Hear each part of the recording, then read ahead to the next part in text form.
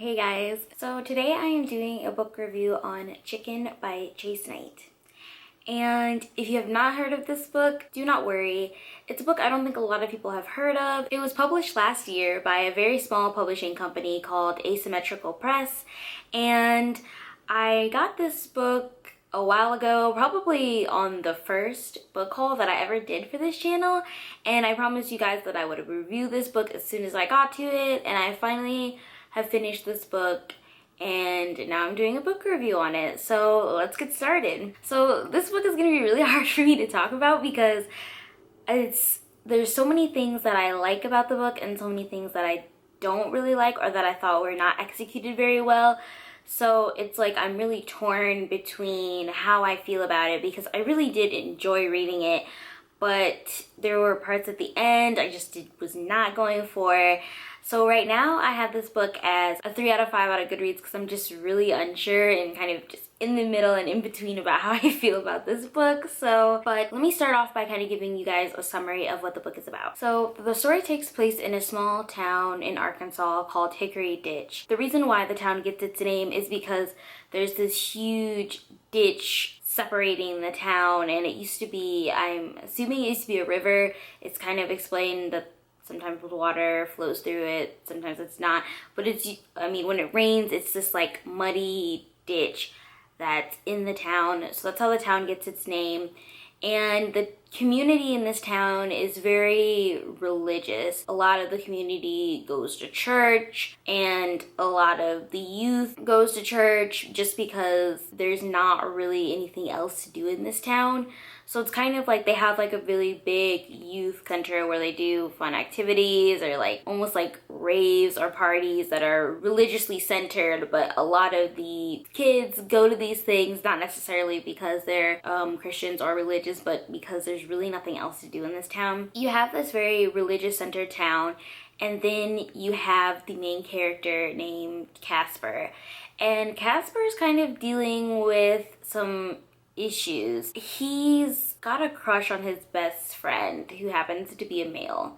Obviously, in a town where Christianity is taken so highly and church is such an important aspect of these people's daily lives, Casper really can't share the secret with anyone, and he's kind of fighting these feelings. I really enjoyed the whole setting of the town because I spent most of my teenage years living in a very small town in South Carolina where it was very similar, very religious centered. We have this huge mega church where, you know, all the youth really spend a lot of their time at, and so that really connected to me. That's one of the reasons why I really enjoyed this book, is because the setting was so thought out and so real to me, and I could really relate to the setting. So I loved that about this book. This story is really about him going through these emotions, deciding whether or not he should reveal them and face what would be ridicule and disappointment from his parents. And it's a very serious book in a way, but also very, not lighthearted, but also a very fun, interesting book. There's a lot of different aspects to this book, and this is just like one kind of section. There's another part of the book where I'm sure everyone, if you live in the South, is familiar with the whole Chick-fil-A fiasco a few years back, where, you know, Chick-fil-A has always been a Christian affiliated business and company, but, you know, the issues about gay and lesbians came out and it was a really hot topic back in 2010. And this book kind of brings up those topics in a way. There's a fast food joint called Wings of Glory where they also are strongly affiliated to the Christian religion, and the gay and lesbian community is, you know, revolting and rioting, going to these fast food restaurants. So they have that aspect where the church is trying to gather support for the Wings of Glory, and Casper is kind of in the middle of this all. Like, he's dealing with all these issues and feelings on his own and attending a church where they're fighting for or justifying what this Wings of Glory has to say about the gay and lesbian community. And then there's also the aspect of the relationship between him and his family. They actually came to this town recently, back to his mother's hometown of Hickory Ditch, and his father got his leg injured and wasn't able to do that work anymore. So when they moved back to this town, he kind of fell into religion as a way to feel confident in himself and boost his faith, because he is pretty much crippled now, and you know, he has to walk with a cane and everything. So religion was his way to face those issues, and Casper really wants to make his father proud of him, but he's also like, religion, I can't be faithful because I like guys. It doesn't, how does he mix those things two together? I really think Chase Knight does a great job of capturing the life of a gay boy in a very Southern Christian town, and I really like the dynamic between Casper and his father.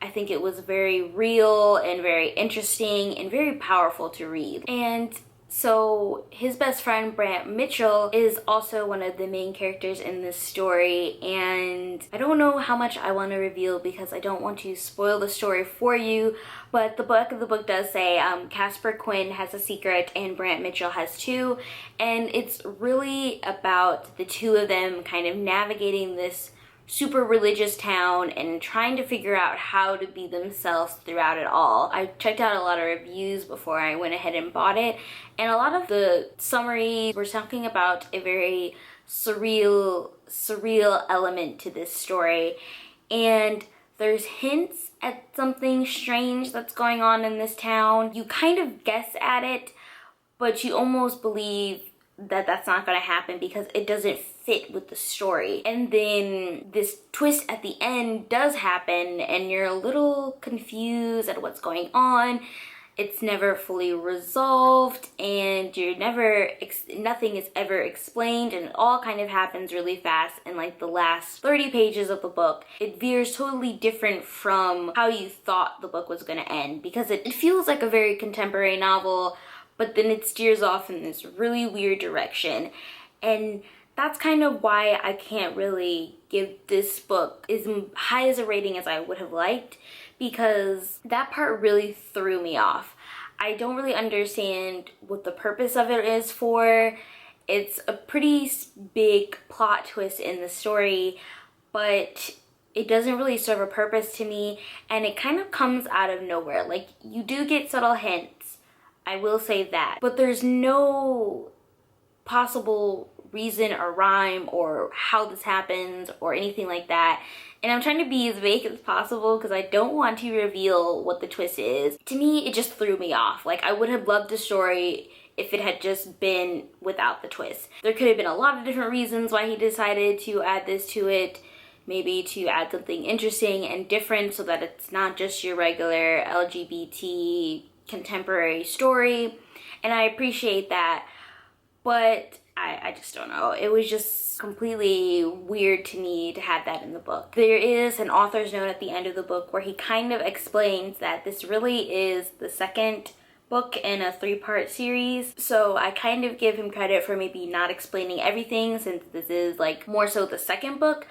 But I would have liked maybe if he had wrote this book, like he felt like he had to get this book out, and then went back, wrote the first book and published that one first, and then published the second one and wrote the third one last and published that one. But I do plan to read the other 2 books if he does ever publish those, or if those ever come out, because I'm really interested to see his thoughts and what he was going for, because he's a very smart writer. Like, I love the way he describes things and the way the story kind of develops. It's interesting. So I kind of want to see what he's going for with this book, or with this series. And the dialogue was just so weak in some points. Like, it felt a little too real and too mundane, and just felt like it slowed down the story a little bit.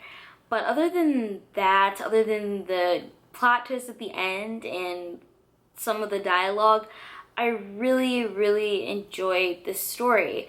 So it's hard for me to kind of rate it because without the ending, you really don't have a complete story. So if I can't really like the ending, I don't know if I really can grade it as high as I would like. So I'm thinking I'm verging more on a 3.5 star review, because I think he's definitely doing something very interesting with this book, and I can't wait to see what the other books have in store. So yeah, if you guys are looking for something a little more on the weird side, or you like kind of surprise endings, this is definitely the book for you. I think that the ending, while there are some hints to it, it's still a pretty surprising twist that I don't think a lot of people will catch on to until the very end. So yeah, I don't know. The more I talk about this book, the more I find things that I really enjoy about it, and the less the issues that I have with the book really affect me.